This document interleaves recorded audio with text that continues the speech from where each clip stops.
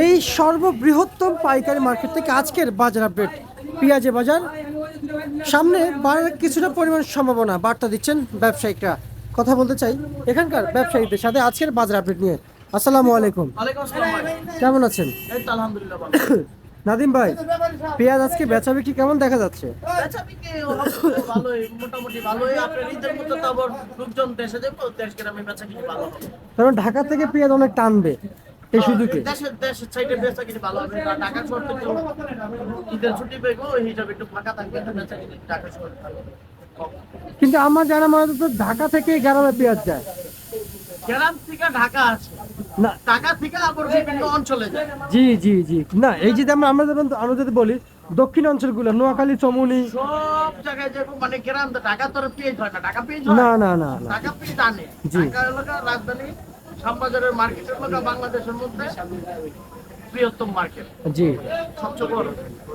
কিন্তু নাদিম ভাই, আপনার কথা অনুযায়ী আমি যা বুঝতে পারছি, যেমন বাংলাদেশের উত্তর সাইড থেকে, উত্তর অঞ্চল থেকে ঢাকায় আসে, ঢাকা থেকে আবার না দক্ষিণ অঞ্চল পূর্ব পশ্চিম দিকে চলে যায়। শুনেন, এটা কি মানে এটা হলো গা পেঁয়াজের মার্কেট। আচ্ছা, মানে সব জিনিসের তো একটা মার্কেট থাকে। জি জি। এটা হলো পেঁয়াজের মার্কেট, শ্যামবাজার হলো পেঁয়াজের মার্কেট। এখান থেকে সব জায়গায় সব কিছু আদা রসুন পেঁয়াজ হলুদ মরিচ এখান থেকে যদি 2-4 বস্তা পেঁয়াজ লাগে আপনি নিয়ে যাইবো। আর তাছাড়া অন্য অন্য 6-7 নিয়ে যাইবো ঢাকা শ্যামবাজার থেকে। আচ্ছা আচ্ছা, এটাই আপনার বোঝাইতে চাইছি, বুঝছেন? বুঝতে মানে পারছি। ঢাকা থেকে সব জায়গায় আবার সেল হয়। ঠিক। দেশে থেকে তা আসে, আর যে দেশে পেঁয়াজ আছে ওই দেশে তার পেঁয়াজের দরকার পড়ে না। না না না। আজকে আজকে কেমন দেখতে পাইলেন? আজকে বাজার একই রকম আছে, কালকে বাজার আজকের বাজার একই রকম আছে, কিন্তু সামনে পেঁয়াজের বাজারটা বাড়বে ঈদের পর। আচ্ছা আচ্ছা আচ্ছা, বুঝতে পারছি। নাদিম ভাই, চলমান মার্কেটে এই যে পেঁয়াজ, দেওয়ার লাগে 25 টাকা চাইলে 22 টাকা গেলে 22 টাকা দেওয়ার লাগে, 23 করলে 23 দেওয়ার লাগে, 21 করলে 21 দেওয়ার লাগে। দেওয়া লাগে, হ্যাঁ দেওয়া লাগে, কি করুন ভাই, পয়সা থাকুক টুকটাক করে দিতে থাকি। মানে কৃষকের যে দাম সে দামে দেওয়া যায় না। কৃষকের দাম তো কৃষকরা আবার 80 দিবেন, কৃষক করবো আবার 85 দেবে। আচ্ছা আচ্ছা আচ্ছা, বুঝলেন না? কৃষকের দামের হিসাব করলে তো কাম হবে না। বুঝতে পারছি। বাজার আর কি, বাজার কাঁচামালের বাজার অরিজিনাল কাঁচামালের বাজার নিয়ন্ত্রণ নেই চলে। আমরা শ্যামবাজার 10 ঘরে ব্যস্ত আছি, ওইভাবেই বা বাজার চলে যায়, আর 10 ঘরে ওইভাবেই ব্যস্ত। আপনি একটা একটা পরিবেশ করতে পারেন, যেটা আমি এখানে 23 টাকা বেচতেছি, অন্য ঘরে দেখবেন এটা 22 টাকা বেচতেছি, অন্য ঘরে দেখবেন এটা 24 টাকা 22 টাকা বেচতেছে, আমি এটা 21 টাকা বেচতেছি। ডিফারেন্স এটুকুই পাইছি। আচ্ছা আচ্ছা আচ্ছা আচ্ছা, মানে এতটুকুই ডিফারেন্স। ডিফারেন্স এতটুকুই। আপনি কাঁচামালের বাজার এই শ্যামবাজার এই মাথায় থেকে ওই মাথায় হাইস্ট 2-1 টাকা ডিফারেন্স থাকে। এক ঘরে 2 টাকা 1 টাকা বেশি বেশি, আরেক ঘরে কিন্তু ওইটা হলো খাতিরে আর কি ঠইকা গেলাম এইরকম কিছু। আচ্ছা আচ্ছা আচ্ছা, বুঝলেন নাই? আমরা দেখি অনেক তো কষ্ট করেন আমি আপনারা। খাতিরে ঠইকা গেলাম এরকম কিছু। আর যাচাই করে নিলে আমি মনে করেন 21 টাকা সারও দেবো না, পাইকারও 21 টাকা আটা নাও নিব না। এটার 21 টাকা দাম আছে, 21 টাকা দেয় কিনবো। আচ্ছা এইটাই আচ্ছা, হলো বাজার, বুঝতে পারছি। বুঝছেন? পীড়িতের কিছু নাই, এটা হচ্ছে মূল বাজার। এইটাই মূল বাজার।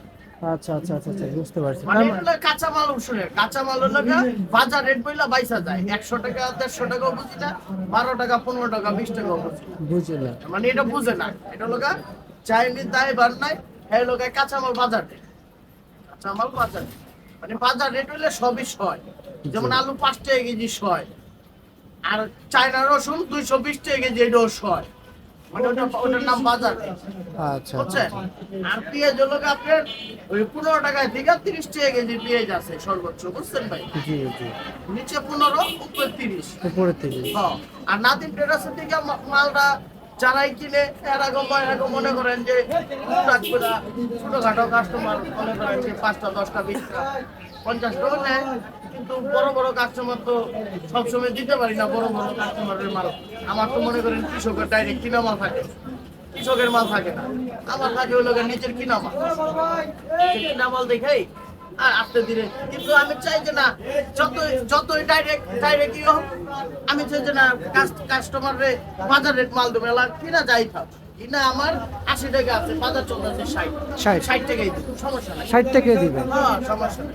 আচ্ছা আচ্ছা আচ্ছা, এই যে ক্রেতা আসতেছে আমি দেখতে পাচ্ছি। কেতা আইছিল, ভুল হইছিল, ভুল।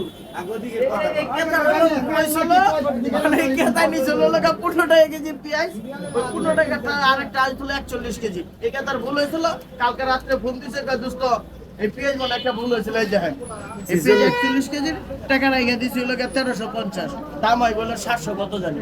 আচ্ছা আচ্ছা আচ্ছা আচ্ছা, এটা আর কি কইছে আইসো নিয়ে যায় দোস্ত। তার মানে ভাই এখানে ভুল হলো আবার আসলে ভুল হইলে 100% পাওয়া যাবে, কিন্তু পাইকারে ভুল করে যদি নেওয়া যায়, ওই হ্যাঁ যদি না হয়, ওটা নাও পাওয়া যেতে পারে। এখানে তো আমার একটা ঠিকানা আছে। বুঝতে ওখানে পারছি। কে কার কাছে ভুল হইলো, হ্যাঁ যদি মার্কেটে না আসে, যদি না দেখি, তাহলে আমার টাকাটা তো আর পাওয়া যাবে না। আচ্ছা আচ্ছা আচ্ছা, বুঝতে পারছি। কিন্তু আপনাদের এখান থেকে যদি ভুল লেখা হয় তাহলে আবার সঠিক করে দেওয়ার ইয়ে আছে। অবশ্যই অবশ্যই। অবশ্যই। সৎ থাকে তাহলে ফেরত দিয়ে দেয়, আচ্ছা, যদি আচ্ছা, আচ্ছা। সৎ না থাকে তার ফেরত দিয়ে হ্যাঁ, এই যে এই সেই কাস্টমার আজকে থেকে ব্যবসা করে না, 25 বছর ধরে ব্যবসা করে। 25 বছর। 25 বছর। আচ্ছা আচ্ছা, আমরা শুরুতে একটু বাজার দরদাম জানি, তারপর আমরা ওনার কাছে একটু যাবো। আচ্ছা, আজকে কত পেঁয়াজ যাচ্ছে? আজকে পেয়ে যেতেছে সর্বোচ্চ হলো 28 টাকা, সর্বনিম্ন হলো আপনার 25 20 টাকা। এই লটের পেঁয়াজ কত বিক্রি চলছে? 20 টাকা। আর এই লটের পেঁয়াজ কত এটা বিক্রি চলছে? 24 টাকা। এটা 24। হ্যাঁ। আর এটা এটা হলো চলতেছে আপনার 22 টাকা 21 টাকা। 22 টাকা 21 টাকা। হ্যাঁ, হ্যাঁ। এটা এটা 22 টাকা 21 টাকা ভাই। আচ্ছা আসেন এদিকে একটু আসি। এটা কত বিক্রি চলছে? এই যে এটা চলতেছে আপনার 24 23। 24 টাকা। হ্যাঁ। এই লটের পেঁয়াজ একই এটা একই। একই। হ্যাঁ, আর ওই যে ভিতরে আছে একবারে সুপার কোয়ালিটি মাল, ওটা মনে করেন আপনার 25 টাকা করে চলতেছে সুপার। আচ্ছা আচ্ছা, আচ্ছা। পেঁয়াজ এটা কত বিক্রি চলছে? এটি 15 টাকা 16 টাকা। আচ্ছা, আজকে মার্কেটে রসুন কত বিক্রি চলছে? রসুন চলতেছে সর্বোচ্চ 50, সর্বনিম্ন 35। সর্বোচ্চ 50, সর্বনিম্ন 35। 35। নাদিম ভাই, আজকে আলু কত বিক্রি চলছে? আলু হলো 8 থেকে 11। 8 থেকে 11। আচ্ছা, আমি আপনার কাছ থেকে জানতে চাইবো, যারা এই সাম্বার থেকে পেঁয়াজ নিচ্ছে, ধরেন আপনার কাছ থেকে পেঁয়াজ কিনে নিয়ে উনি যদি লস খায়, এর কি কিছু ভুক্তভোগী কি আপনি হন নাকি? আমার কাছে থেকে পেঁয়াজ নিয়ে যদি লস খায়, উনি যদি অতিরিক্ত লোক করে যদি নিয়ে রাখে, তাহলে ওনার দোষ। আর যদি আমার কাছে পেঁয়াজ দিয়ে লস খাইলে, বাজারে লস খেলে, শুধু তো আমার কাছে লস খেলবো না, বাজার ভরাই লস খেলে। কিন্তু আর যদি 1 বস্তা নেয়, হ্যাঁ বিক্রি করে উঠে গেছে, হ্যাঁ লাভ হয়। 2 বস্তা নেয়, হ্যাঁ লাভ হয়। 4 বস্তা নেয়, হ্যাঁ লাভ হয়। 5 বস্তা নেয়, হ্যাঁ লাভ হয়। হ্যাঁ যদি একবারে 100 বস্তা নিয়ে যায়, বাজার যদি 3 দিন পরে যদি আরো কমে যায়, ব্যবসা পারলো না, ওরা তো আমার দোষ না। আর আমি যদি আপনার নির্গাত যদি এই 20 টাকার মালটা যদি আপনার 30 টাকা রেখে দিই, তাহলে তো বেটা লস খাইবো, এটা তো আমার দোষ। গরিব মানুষ ঠকাই দিলাম।